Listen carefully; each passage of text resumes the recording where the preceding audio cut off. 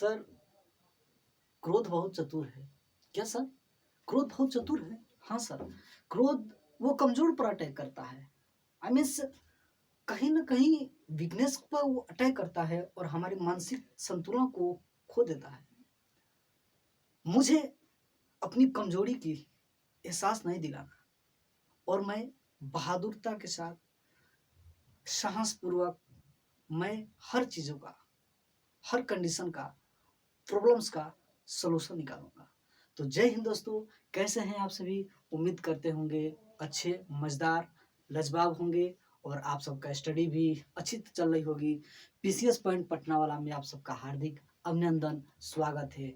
आज का session history का होने वाला है, जो सिंधु घाटी सभ्यता, इंडस वैली सिविलाइजेशन की चर्चा होगी और यह क्लास सेकंड मेरा होगा सिंधु घाटी सभ्यता का। और इसमें आज देखने के प्रयास करेंगे। इसके पहले मैं कुछ बताना चाहता हूँ। आइए नेक्स्ट पॉइंट। कहता है sir, brain booster dose first है आज का। कहता है कि पब्लिक अफेयर्स में शीर्ष स्थान कौन सा है? शीर्ष स्थान कौन सा राज्य का है? तो ये है सर पहला,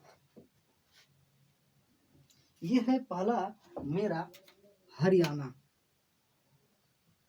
हरियाणा पब्लिक अफेयर्स इंडेक्स में पहला स्थान कौन, शीर्ष पर कौन है? तो सर हरियाणा है। अगला क्वेश्चन देखिएगा, करंट की, वर्ल्ड ग्रीन सिटी में पहला शहर कौन अपना स्थान रखता है? तो है सर हैदराबाद। हैदराबाद। वहीं तेलंगाना की बात करते हैं, हाँ वहीं हैदराबाद सर। कहते हैं कि हिंदी में शिक्षा के क्षेत्र में, मेडिकल और इंजीनियरिंग में हिंदी भाषा में शिक्षा को बढ़ावा देने के लिए कहाँ पे, किस राज्य द्वारा लागू किया गया है? हिंदी में पढ़ाई होगी, हिंदी में शिक्षा दी जाएगी। वो है राज्य पहला एमपी, मध्य प्रदेश। अगला क्वेश्चन है सर, कह रहा है कि पहली स्वदेशी परमाणु पनडुब्बी, उसका नाम बताइए। परमाणु पनडुब्बी की बात कर रहा है तो ये है INS Arihant. INS Arihant, right. अगला क्वेश्चन, जल जीवन मिशन लक्ष्य प्राप्त करने वाला, जल जीवन मिशन लक्ष्य प्राप्त करने वाला वो कौन ऐसा राज्य है? तो वह है साउथ स्टेट, तमिलनाडु। तमिलनाडु। अगला क्वेश्चन देखेंगे कि भारतीय सेना द्वारा अग्निवीरों के सैलरी पैकेज हेतु कितने बैंकों के साथ मेमोरेंडम किए हैं, समझौता किए हैं? वो है 11। वो है सर 11। अगला क्वेश्चन है असरा पेंशन योजना। असरा पेंशन योजना, वही बात कर रहे हैं सर तेलंगाना। तेलंगाना की बात करेंगे, जिसकी राजधानी हैदराबाद थी। तो आज का ये 7 ब्रेन बूस्टर डोज फर्स्ट था। उसके बाद मैं आऊँगा आज सिंधु घाटी सभ्यता की, और सुचारू रूप से टू द पॉइंट्स आज हम लोग पढ़ेंगे। इसके साथ साथ पाकिस्तान में जो भी शहर मिले और जो इम्पोर्टेंस है, और एक जगह इकट्ठा करके आपके बीच प्रस्तुत किए हैं।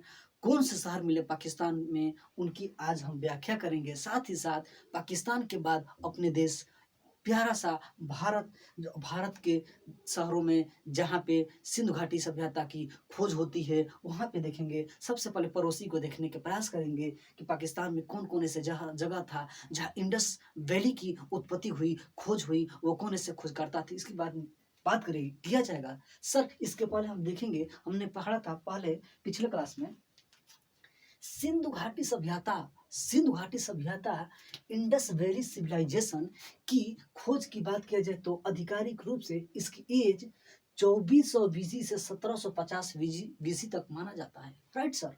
अगला कहता है, इसकी बात कहिए, जो ये सिंधु घाटी सभ्यता है, ये कहाँ पे निवास करती थी? यहाँ के लोग कहाँ से आए थे? तो आप जानते हैं कि द्रविड़ियन थे, और भूमध्य सागरीय क्षेत्र से वहाँ निवास करने वाले निवासी यहाँ चल के आए थे। मैं द्रविड़ियन की बात करूँगा जब द्रविड़ जो साउथ भारत की अभी पहचान बनाए हुए साउथ भारत में रहते हैं, वहीं द्रविड़ियन क्या है, सिंधु घाटी क्षेत्र में आकर निवास करते थे, राइट। अगला क्वेश्चन, ये सभ्यता कैसी थी सर? ये सभ्यता कांस्य युगीन कांसा की सभ्यता थी, ज्यादा उपयोग करते थे। और कांसा कैसे बनाया जाता था? तो टीन और तांबा की मिक्सचर से ये ज़्यादा उपयोग करते थे और कांसा का उपयोग किया जाता था, बनाया जाता था। राइट। अगला पॉइंट कहता है कि सिंधु घाटी सभ्यता में सबसे बड़े शहरों की बात किया जाए, शहर तो बहुत मिले, लेकिन बड़े शहरों की बात किया जाएगा तो वो बड़े शहर है 6। और 6 में कौन कौन से हैं देखेंगे। पहले मोहनजोदाड़ो मोहनजोदाड़ो की बात किया जाएगा। उसके बाद हड़प्पा, उसके बाद गढ़वारीवाल इसकी देखेंगे, इसकी चर्चा करेंगे।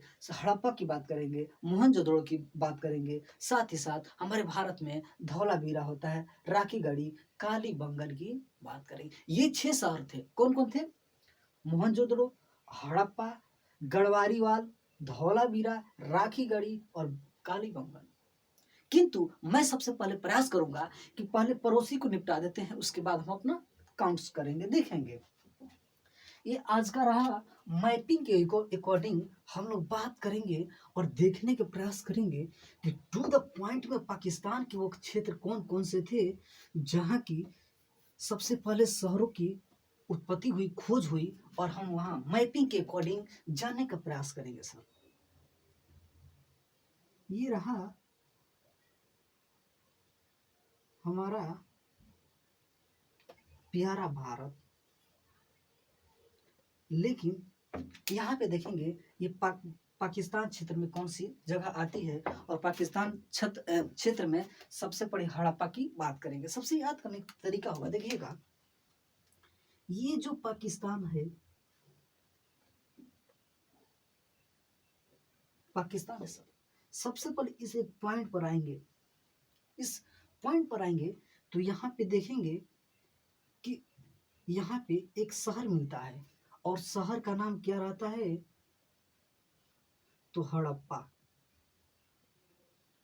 हड़प्पा मिलती है। और ये शहर, इस शहर की बात किया जाएगा तो कहा जाएगा हड़प्पा किस नदी के तट पे थी? तो वही नदी जो हम रावी नदी की नाम से जानते हैं। ठीक, तो ये रावी नदी के तट पर ये मिलता है हड़प्पा। फिर जैसे जैसे आगे बढ़ते हैं, जैसे जैसे आगे बढ़ते हैं, यहाँ पे पहुँचते हैं, यहाँ पे तो हमको एक मिनट, यही रावी नदी वही है जब हमने देश की पहली आज़ादी मनाई थी, स्वतंत्रता दिवस के रूप में मनाए थे 1930 में। रावी नदी के तट पर जवाहरलाल नेहरू के अगेंस्ट में, नेतृत्व में वही हमने मनाया था 1930 में। वही रावी नदी के तट पर हमारा क्या मिलता है? तो ये मिलता है हड़प्पा। अब हड़प्पा की बात की जाएगी तो सबसे बड़े शहरों के रूप में उभर कर आता है, और यह हड़प्पा पाकिस्तान क्षेत्र में है। देखा जाएगा कि इसके प्रमुख खोजकर्ता कौन होते हैं, तो 1921 की बात आती है। 1921 में देखते हैं कि दयार राम साहनी के नेतृत्व में एक साइंटिस्ट होते हैं, और इनकी खोजकर्ता के रूप में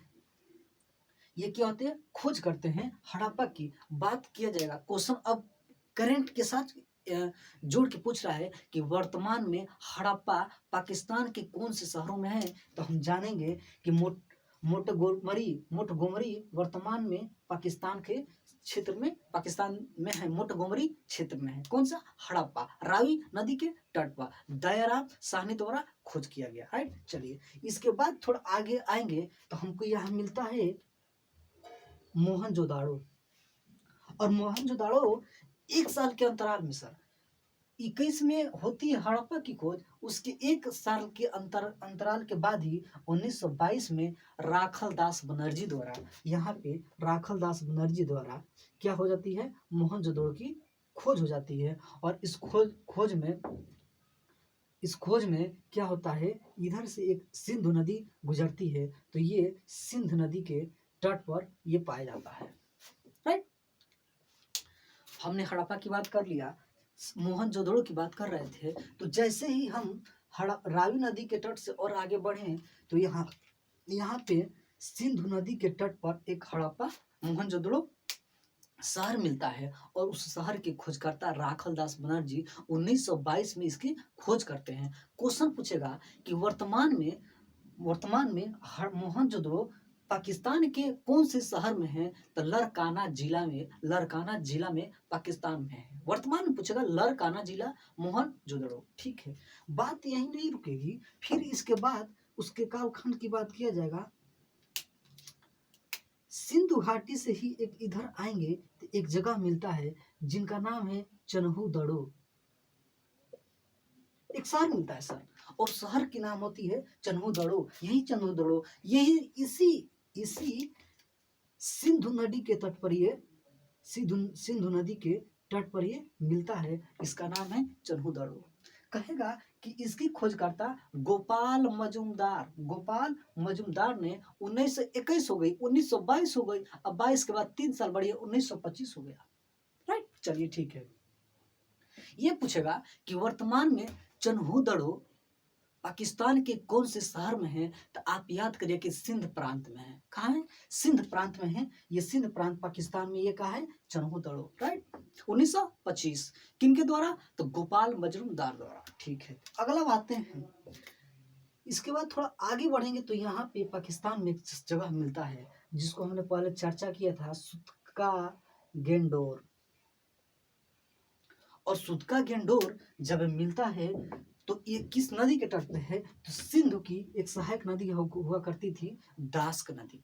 और दास्क नदी के तट पर सुतका गेंडोर मिलता है।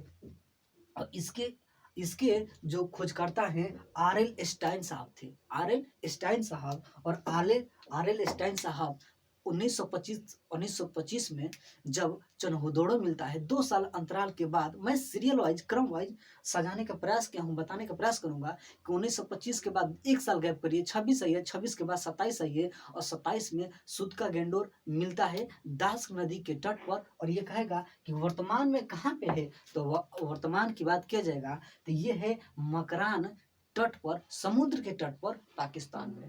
राइट, किसके द्वारा?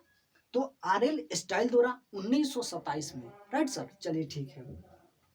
इसके बाद थोड़ी सी और हम जगह आगे बढ़ेंगे तो एक शहर मिलता है, और उस शहर का नाम है कोटदीजी। और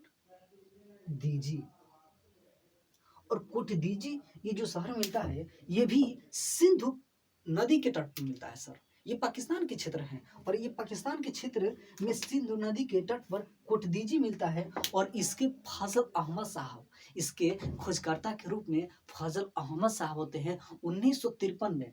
हाँ, 1953 में इसकी खोज करते हैं फजल अहमद साहब। और ये वर्तमान में किस नदी के तट पर है? ये सिंधु नदी के तट पर। वर्तमान में इसका नाम पूछेगा तो इसका नाम सिंधु प्रांत के कहाँ पे? तो खैरपुर में पाकिस्तान में स्थित है। कौन?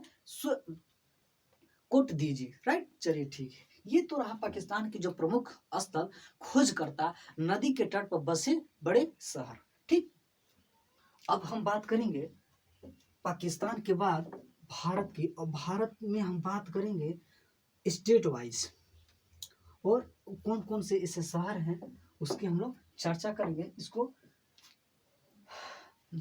स्क्रीनशॉट मार लीजिए।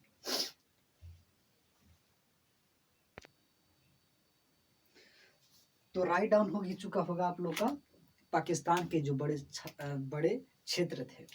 अब हम चर्चा करेंगे प्यारा सा भारत, और भारत में कौन कौन से जो प्रमुख स्थल हुए और प्राप्त हुए, उनके खोजकर्ता कौन थे, कौन कौन से खोजकर्ता के साथ साथ कौन कौन से नदी के तट पर बसे थे, उनकी हम चर्चा करेंगे। किंतु यह हम मैप के अकॉर्डिंग हम जानने का प्रयास करेंगे, सीखने के प्रयास करेंगे, और साथ साथ याद करेंगे। राउंड करते रहिएगा, ठीक है आप सभी भैया, इसको राउंड करते रहिए, क्योंकि टू द पॉइंट्स मैं सबका जो मार्केट में लाल पियर जो बुके मिल रही है ना सर, तो उसका मैं टू द पॉइंट्स यहाँ लेकर आया हूँ। ज़्यादा पढ़ने की आवश्यकता नहीं, टोटल मैं कम समय में ज़्यादा कंटेंट देने का प्रयास करता हूँ, और याद कराने का भी प्रयास करूँगा, और याद भी हो जाएगा देखिए अच्छा से।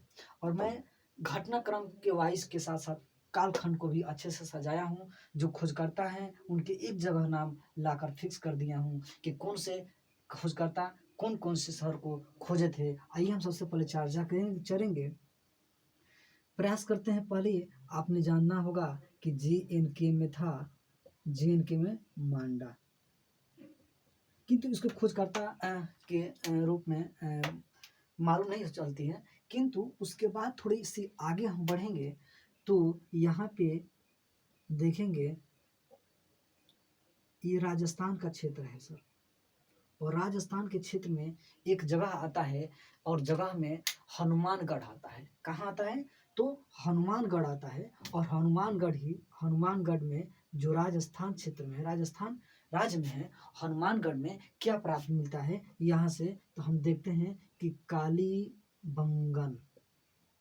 कालीबंगा स्थान मिलता है जो बड़े शहरों के रूप में उभर के आता है। और यह जो है किस नदी के तट पर बसा है, किस नदी के तट पर है? ये है घाघर नदी। ये घाघर वाली, ये यूपी बिहार वाली घाघर नदी नहीं है सर, ये घाघर नदी के तट पे ये जो कालीबंगन है राजस्थान में बसा मिला था, राइट। इसके खोजकर्ता के रूप में देखा जाए तो बी डी लाल थापर जी करते हैं इनके खोजकर्ता। ठीक, चलिए ठीक है। इसके साथ साथ मैं जब पढ़ाऊंगा कि किस स्थान से क्या क्या शहरें मिली, क्या किस किस स्थान से क्या साक्ष्य मिले, तो जैसे कि लाल चूड़ी की बातें होंगी, ठीक, टेराकोटा कहाँ से मिला, तमाम अभी चीज़ें बताया जाएगा। ये तो बड़े स्थलों के रूप में हम लोग जानने का प्रयास कर रहे हैं किस नदी के तट पे कौन से स्थल पाए गए। तो सबसे पहले कालीबंगन देखा गया, तो यहाँ से हमको कालीबंगन मिल गया। लेकिन थोड़ी सी और आगे बढ़े और यहाँ गुजरात के क्षेत्र में आए तो गुजरात के क्षेत्र में मुझे एक जगह मिला जिसका नाम था लोथल, जिसका तल उठा हुआ था।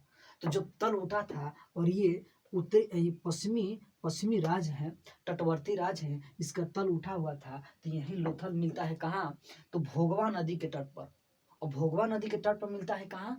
तो ये गुजरात में, यहाँ पे गुजरात में अहमदाबाद, हाँ, अहमदाबाद गुजरात में मिलता है। और किसकी खोज की? एक खोजकर्ता कौन थे सर? तो इसके रंगनाथ राव साहब। कब की बात हो रही है? 1954 की बात हो रही है। यहाँ पे लोथल की खोज किसने किया? लोथल जगह की तो रंगनाथ राव ने किया। लेकिन लोथल के बाद ही कुछ आगे हम बढ़ते हैं तो एक शहर यहाँ भी मिलता है, और उस शहर का नाम था रंगपुर। क्या रहता है? रंगपुर। और रंग से रंगपुर और रंग से रंगनाथ। लोथल की बात किया जाएगा तो रंगपुर से मिलता है ये भागवा नदी के तट, मादर नदी के तट पे है ये। अहमदाबाद से थोड़ी सी आगे आएंगे तो कठियावाड़ जिला पड़ेगा, और कठियावाड़ जिला में खोजकर्ता रंगनाथ राव ने कब किया? इसकी 1953-54 के कालखंड में, उसी के कालखंड में जब लोथल की खोज की है 1954 में, किसने? रंगनाथ राव ने। उसके बाद ही कठियावाड़ क्षेत्र में किसकी खोज करते हैं? रंगपुर की। ये किस नदी के तट पर रहती है? मादर नदी के तट पे। ये कौन सी नदी के तट पर रहता है लोथल? तो भोगवा नदी के तट पर, राइट। ये दोनों किसके द्वारा खोजा गया था? रंगनाथ राव द्वारा। कब? 1953 से 1954 के बीच में दोनों काम खत्म। ठीक है, आगे बढ़िए। ये थे मेरा गुजरात क्षेत्र, ये था 2 गुजरात क्षेत्र। इसके बाद थोड़ी सी हम आगे बढ़ेंगे और गुजरात से इधर आएंगे यहाँ पे, तो एक जगह मिलता है हरियाणा। और हरियाणा से क्या मिलता है? नहीं, एक और पॉइंट यहाँ छूट रहा है गुजरात में। इसके आगे थोड़ी बढ़ेंगे तो मिलता है एक जगह गुजरात का धौलावीरा। और धौलावीरा क्या आता है? लूनी नदी के तट पर आता है। ये जो कच्छ का रण है ना, कच्छ के रण में ये धौलावीरा लूनी नदी के तट पर मिलता है। और इसके खोजकर्ता जो रहते हैं रविंद्र सिंह बिष्ट। वो अजय बिष्ट की बात नहीं कहें, योगी जी के नाम पुराना जो नया है अजय कुमार बिष्ट, जो उत्तराखंड से निवासी हैं, हमारे यूपी के माननीय सीएम साहब, वो बिष्ट भी, अजय बिष्ट वो भी हैं। लेकिन मैं रविंद्र सिंह बिष्ट की बात कर रहा हूँ सर, रविंद्र सिंह बिष्ट की बात कर रहा हूँ। लाइट कट गई क्या? राइट सर, लाइट भाग चुकी थी। तो चलिए, हम गुजरात में प्रवेश कर रहे थे, और गुजरात में प्रवेश करते करते हम लोग लोथल से धौलावीरा तक पहुंच चुके थे। और धौलावीरा की जब बात कर रहे थे तो ये धौलावीरा